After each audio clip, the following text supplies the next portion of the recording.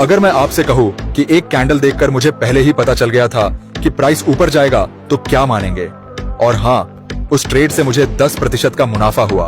अब आप सोच रहे होंगे कि इसे कैसे पता चला कि प्राइस ऊपर जाएगा?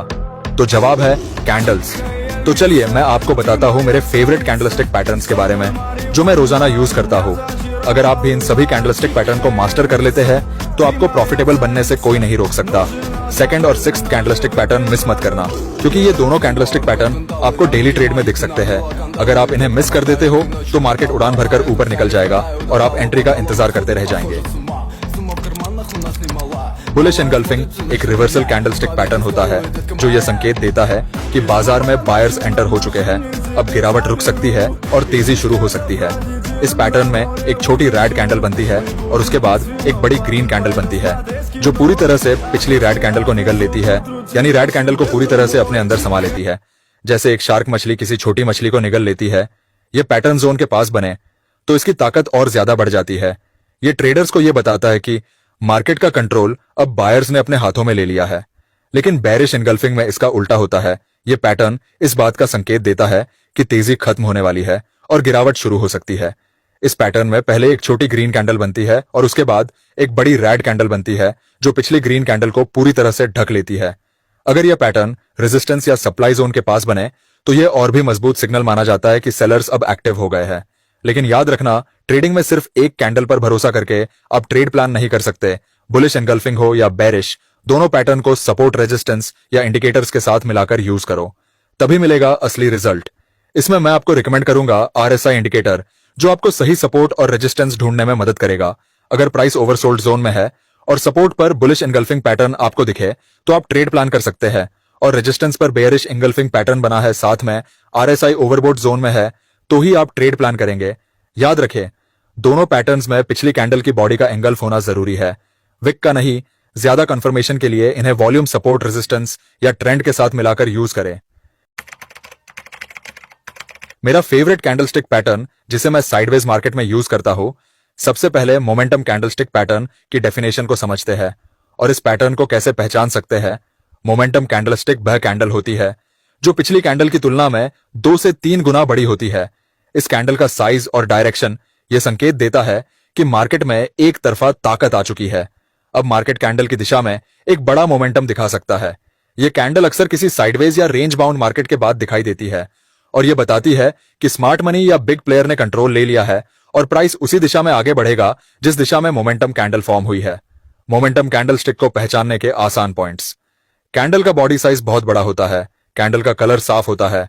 अगर मोमेंटम कैंडल ग्रीन बनती है तो बायर्स काफी स्ट्रांग है, और अगर मोमेंटम कैंडल का कलर रेड है इसका मतलब सेलर्स बहुत मजबूत है। मोमेंटम कैंडल से पहले की कैंडल्स आमतौर पर छोटी होती है। यह कैंडल अक्सर ब्रेकआउट या ब्रेकडाउन के समय बनती है।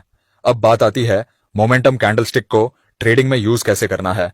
तो मैं साइडवेज मार्केट में मोमेंटम कैंडल का यूज लिक्विडिटी देखकर करता हूं, और अगर बड़ी ग्रीन कैंडल बनती है तो वह बुलिश मोमेंटम का संकेत देती है जिसमें बाय करने का मौका हो सकता है। वहीं अगर बड़ी रेड कैंडल बनती है तो वह बेरिश मोमेंटम का संकेत देती है, तो सिर्फ सेल ट्रेड करने का प्लान हो सकता है। अक्सर यह कैंडल एक नए ट्रेंड की शुरुआत भी दर्शाती है। यह पैटर्न आपको सपोर्ट और रेजिस्टेंस पर ही देखने को मिल सकता है। जब किसी सपोर्ट या रेजिस्टेंस लेवल पर लगातार 2 या उससे अधिक कैंडल्स बनती है जिनकी विग्स एक ही दिशा में जाती है, यानी सभी कैंडल्स की टेल या शैडो रेजिस्टेंस पर ऊपर की तरफ या सपोर्ट नीचे की तरफ दिखती है। यह पैटर्न दर्शाता है कि उस लेवल पर प्राइस बार बार रुक रहा है लेकिन ब्रेक नहीं कर पा रहा, यानी वहां पर मार्केट में बार बार रिजेक्शन हो रहा है, जिसका मतलब यह होता है कि लेवल पर स्मार्ट मनी या बिग प्लेयर्स बैठे हैं जो प्राइस को कंट्रोल कर रहे हैं, जिसकी वजह से मल्टीपल डोजी कैंडल्स बन रही है। अब मल्टीपल विक कैंडलस्टिक पैटर्न को एनालिसिस कैसे करना है? तो अगर सपोर्ट पर नीचे की तरफ विक्स बन रही है इसका मतलब बायर्स मजबूत है और वे प्राइस को सपोर्ट के नीचे जाने से रोक रहे हैं, जिससे प्राइस के ऊपर जाने की संभावना बढ़ जाती है। और अगर रेजिस्टेंस लेवल पर ऊपर की तरफ विक्स बन रही है मतलब सेलर्स एक्टिव है, प्राइस नीचे गिरने की संभावना है। दोस्तों, इस पैटर्न का फायदा क्या है?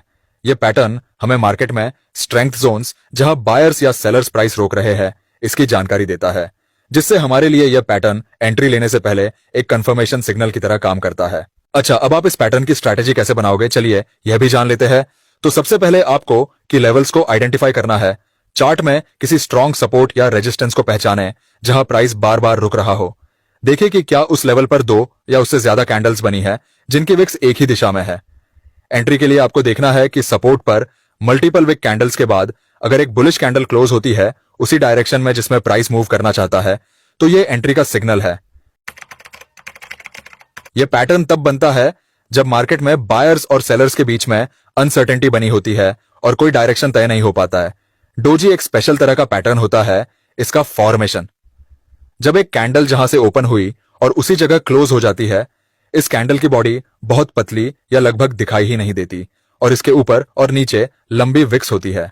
डोजी कैंडलस्टिक पैटर्न को ट्रेडिंग में एक पोटेंशियल ट्रेंड रिवर्सल सिग्नल माना जाता है। कैसे? जब मार्केट लगातार ऊपर जा रहा होता है, फिर अचानक एक डोजी कैंडल बनती है, इसका मतलब बायर्स थक चुके हैं और संभावना है कि अब मार्केट में सेलर्स एक्टिव हो रहे हैं। यह बेरिश रिवर्सल हो सकता है।